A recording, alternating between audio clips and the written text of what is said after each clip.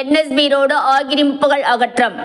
Trichy NSP road பகுதியில் தரைக்கடைகள் மற்றும் தள்ளுவண்டி கடைகள் தொடர் ஆக்கிரமிப்புகளை அகற்றுவதற்கு மாநகராட்சி நிர்வாகம் காவல்துறை மூலம் அகற்ற முற்பட்ட போது வியாபாரிகள் அதிகாரியிடம் வாக்குவாதம்.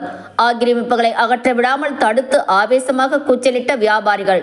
பொங்கல் பண்டிகையை முன்னிட்டு கடைவீதியில் பொதுமக்கள் குவிந்த நிலையில் அலறி அடித்து ஓட்டம். கடந்த மாதம் திருச்சியை சேர்ந்த சமூக ஆர்வலர் மதுரை உயர்நீதிமன்ற கிளையில் ஆக்கிரமிப்பு சம்பந்தமாக வழக்கு தொடர்ந்து ஆக்கிரமிப்புகளை அகற்றுவதற்கு உத்தரவை பெற்று இதே பகுதியில் தெப்பக்குளத்தை சுற்றியுள்ள ஆக்கிரமிப்புகளை அகற்றும் போது வியாபாரிகள் அதிகாரிகளுடன் வாக்குவாதத்தில் ஈடுபட்டது குறிப்பிடத்தக்கது. மேலும் வியாபாரிகள் கூறுகையில், தொடர்ந்து இதே பகுதியில் பல ஆண்டுகளாக வியாபாரம் செய்து வருகிறோம்.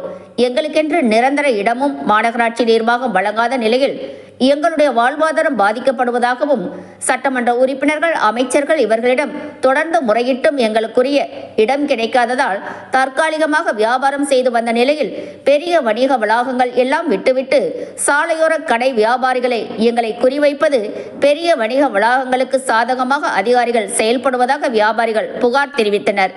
மேலும் இது ஒரு சாராருக்கு ஆதரவாக அகற்றப்படும் ஆக்கிரமிப்புகள் என்றும் தெரிவித்தனர்.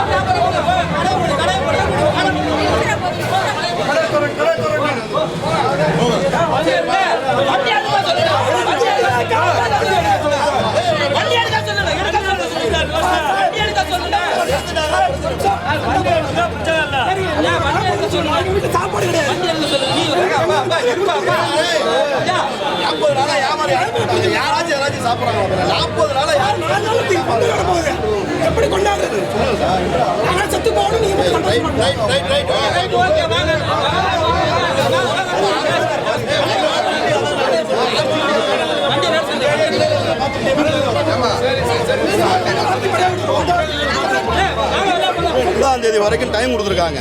ஆனால் திடீர்னு என்ன பண்ணுறாங்க, மாநகராட்சி வந்து எந்தவித முன்னறிவிப்பு இல்லாமல் இப்போ எவிஷன் பண்ணி தரக்கடை வியாபாரிகளுடைய வாழ்வாதாரத்தை அளிக்கிறதுக்காக பொக்கலைனோடு நிற்கிறாங்க. எங்களுடைய உரிமை என்ன அப்படின்னா, தரக்கடை வியாபாரிகளுக்கு குறைஞ்சபட்சம் உரிய மாற்று இடத்தை கொடுத்து தான் வியாபாரிகளை அப்புறப்படுத்தணும் சட்டம் சொல்லுது. ஆனால் இவங்க உரிய மாற்று இடம் எந்த இடமும் கொடுக்கல. இங்கே டிராஃபிக்னு சொல்லி இன்னொரு டிராஃபிக்கான இடத்துக்கு தள்ளுறாங்க. எங்களுக்கு உரிய மாற்று இடம் கொடுங்க, அது வரைக்கும் எங்களை இங்கே வியாபாரம் பார்க்க கொடுங்கன்னு நம்ம மாநகராட்சி ஆணையர்கிட்ட எவ்வளவோ போய் கெஞ்சுறோம், முறையேறுறோம், மனு கொடுக்குறோம். ஆனால் எதையுமே ஆணையர் காதில் வாங்க மாட்டேங்கிறாரு. நீங்கள் வாழ்ந்தா என்ன செத்தா என்ன, எங்களுக்கு அது தேவையில்லை, நீங்கள் கடையை காலி பண்ணீங்கன்னு சொல்லிட்டு உறுதியாக நிற்கிறாங்க. ஆனால் திராவிட மாடல் அரசு எல்லாத்துக்குமான அரசு, மக்களை வாழ வைக்கணும்னு சொல்லி முதல்வர் சொல்கிறாரு. ஆனால் அதிகாரிகள் மக்களை சாவ சொல்கிறாங்க. ஏற்கனவே தரக்கடை வியாபாரிகள் ஆட்சியில் உள்ள கடை வியாபாரிகள்லாம் தூக்கி விட்டாங்க. இன்ன வரைக்கும் அவங்க வாழ்வாதாரத்துக்கு எந்தவித வழி இல்லை. அவங்களாம் பிச்சை எடுக்கக்கூடிய சூழலுக்கு தள்ளப்பட்டாங்க. இதுதான் நடக்குது. ஆனால் என்ன நடக்குது அப்படின்னா, நீங்கள் காலி பண்ணுங்கன்னு சொல்கிறாங்களே ஒழிஞ்சு உரிய மாற்று இடத்துக்கு வாழ்வாதாரத்துக்கான ஏற்பாடு பண்ணாம தான் தரக்கடை வியாபாரியை காலி பண்ணுறாங்க. இது வன்மையாக கண்டிக்கத்தக்கது. இது மனிதநேய மக்கள் கட்சி, கூட்டணி அமைப்பு, மாகாக எல்லாமே நாங்கள் வந்து கூடி நிற்கிறோம். கம்யூனிஸ்ட் நிற்கிறோம், எல்லாமே நிற்கிறோம். பொக்கலையில் வந்து என்ன பண்ணுறாங்கன்னா அடாவடித்தனம் பண்ணுறாங்க. ஆணையரோட தலைமையில் நீங்கள் கடை எடுத்தே ஆகணுன்ற மாதிரி கொண்டு வராங்க. ஆனால் வாழ்வாதாரத்துக்கு வழி சொல்லுங்கன்னா சொல்ல மாட்டேங்கிறாங்க. ஒரு நிமிஷங்க, இது வந்து அரசினுடைய நோக்கத்துக்கே செய்யுது. குறிப்பாக முதலாளிகளுடைய லாப நோக்கத்திற்காக அரசு வழங்கி கொடுத்துக்கிட்டு இருக்குது. குறிப்பாக எல்லா அரசியல் தலைவர்களுமே இந்த விஷயத்தில் எங்களுக்கு தெரியாதுன்னு தான் கையை விரிக்கிறாங்களே தவிர எந்த விஷயத்திற்கும் அவங்க உடன்பாட்டாக சொல்வதில்லை. ஆனால் அரசினுடைய விருப்பம் தான் இப்படி நடந்துகிட்டு இருக்கு. இது திமுக அரசுக்கு எதிராக அரசியல் அதிகாரிகள் எல்லாமே செஞ்சுட்டு இருக்கிறாங்க. அதனால இதை வன்மையாக கண்டிக்க வேண்டிய விஷயமாக இருக்கு. மக்கள் இந்த தேர்தலில் ஒரு நல்ல முடிவை காண்பாங்க.